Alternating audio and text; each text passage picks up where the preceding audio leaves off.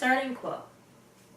A child born to a black mother in the state of Mississippi has the same rights as a white baby born to the wealthiest person in the United States. This is not true, but I challenge anyone to say that this is a goal not worth fighting for. End quote. Imagine being denied from a school that you know that you are overqualified for. Imagine then beating the odds, becoming a lawyer, and constantly fighting for equality. Then imagine winning over 90% of your cases, changing the whole law structure, and chipping away at segregation while doing it. Imagine changing millions of lives, which includes your children, their children, and their children's children's. Imagine a nation never being the same again. Imagine the mind of Thurgood Marshall. My name is Jalecia Wright, and today I will be informing you about the life and times of the famous orator Thurgood Marshall. I will be highlighting his background, rhetorical skills, and of course, his legacy. Thurgood Marshall was born July 2nd, 1908 in Baltimore. His mother was a school teacher, and his father was a railroad porter. Even though Thurgood did not have anyone in his family who worked in the field of law, he was exposed to law at a very young age. Thurgood's father was actually fascinated with watching court trials on TV. Not only that, but Thurgood had a very argumentative nature about him. This nature, of course, got him into lots of trouble at school. As a punishment, his teacher would actually make him read and memorize parts of the Constitution. So, watching these court trials and subconsciously taking in tips and beginning the skill of situational analysis in the courtroom, and then also learning his rights as a punishment, definitely set his foundation to law. So now that we covered his foundation and him being exposed to law as a young boy, and how this definitely cleared his path for what he wanted to do, we will be talking about his college years and his career high points. He graduated high school in 1926. Thurgood went to a predominantly black college in Pennsylvania by the name of Lincoln University. Here, he had peers that had very fascinating minds. Some of his peers included Cab Calloway, which is a very famous jazz singer, Langston Hughes, which is a great poet, and Kwame, who would be the future president of Ghana. He then graduated with honors and applied to Maryland Law School. Unfortunately, he did get denied because of his race. Even though Thurgood was very disappointed with this, he went on and he attended Howard. At Howard, his mentor was actually Charles Houston, which was a pioneering civil rights lawyer at the time. Because of him having a mentor and building the correct skills, he had a phenomenal career and a lot of iconic cases. One of the most iconic cases that we still reap the benefits of today would be the Brown versus Board of Education case. Sorry. This started from a father by the name of Oliver Brown. His daughter Linda Brown was actually denied entrance at an all-white school. This school was actually closer than the school that she had to go to, which was an all-black school. At this time, Thurgood, he was the head of the NAACP. He and his team would work around the clock, and they did fight numerous civil rights cases. At this time, this case was actually 5-1.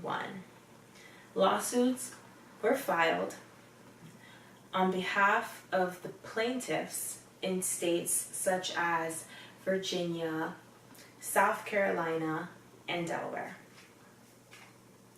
Oliver Brown claimed that the black schools indeed were not equal to the white schools, and that this also violates the 14th Amendment. Thurgood's defense stated that public school segregation would absolutely have long-term psychological effects on children of color. These kids will always see themselves as inferior. The Court of Kansas did agree, and separate but not equal was no longer tolerated in 1954, and desegregation was put into action in public schools. So now I know you must be thinking, oh my gosh, how did he do it? You know, at this time, this goal seemed like something that was so unattainable, and he did it, and he changed the shape of the nation. He changed the nation forever. So I will be dissecting some of his techniques that he used. Some of his techniques included canons of rhetoric and rhetorical devices. The canon of rhetoric that he used was pathos, and this is emotional appeal.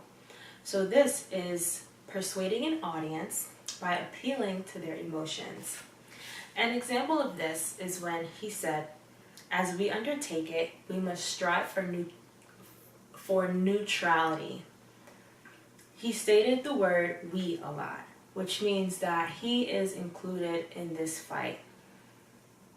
So to anyone else, they are not alone. At this time, he was in such a high status, and him including himself and just being relatable, you know, to his audience. So of course that can be very emotional. Another canon of rhetoric that he did use was ethos, and this has to do with the person's credibility. An example of this is when he stated, "When I was in law school, I was taught not that judges were," and I'm just going to stop right there because it's actually in the first part. When I was in law school, so he is definitely showing that he went to law school. He knows what he's talking about, and you know, he is worth paying attention to. So that was just like another token in there. So in the same speech, which is the speech, "The Sword and the Rope," he used numerous rhetorical devices. This included simplos, metaphors, and alliterations. A simplos would be the repetition of the first and the last word in a clause over successive clauses. So in better terms, an example of this would be, "Well, that's just what I was taught. Maybe I was taught wrong."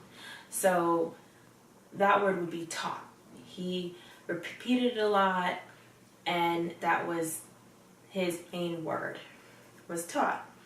An alliteration is a series of words that begin with the same consonant sound, okay?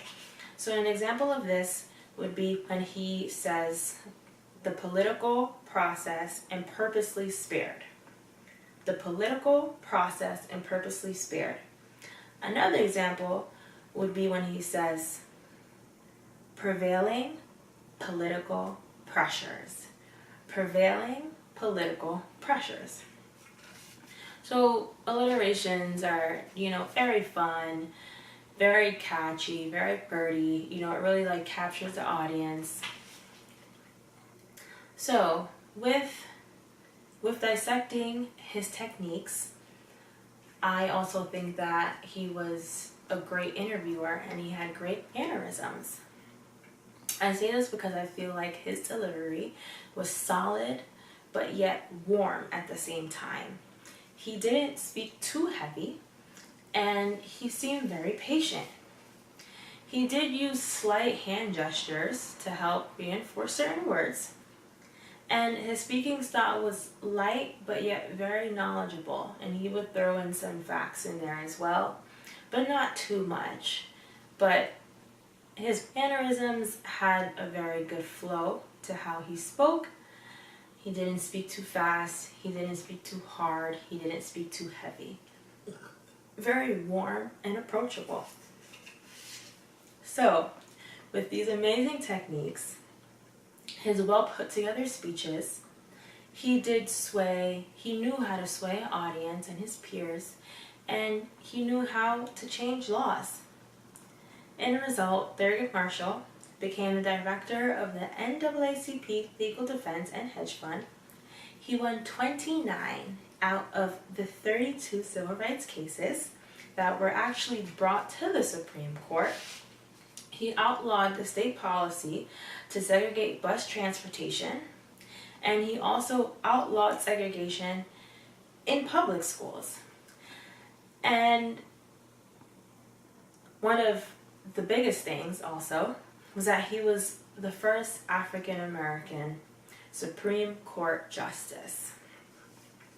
I mean, the accomplishments goes on and on for Mr. Thurgood Marshall. All in all, he fought for everything that he believed in. He shaped new practices for people in the United States. He shaped the minds of millions, and he made people aware of what was right from wrong. So, looking back, I informed you about a man who decided to be a game changer in society. He was knowledgeable and he had so much ambition that he helped shape a nation. He not only executed all his goals that he set out to do and more, but he also inspired. And because of Thurgood Marshall, we now know that no goal is too big.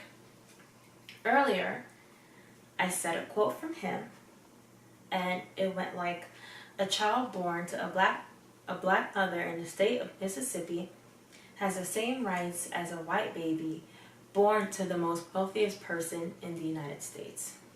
This is not true, but I challenge anyone to say that it is a goal not worth fighting for. Now, I'm very proud to say that it is true now, and it was definitely a goal worth fighting for. Thank you, Mr. Thurgood Marshall.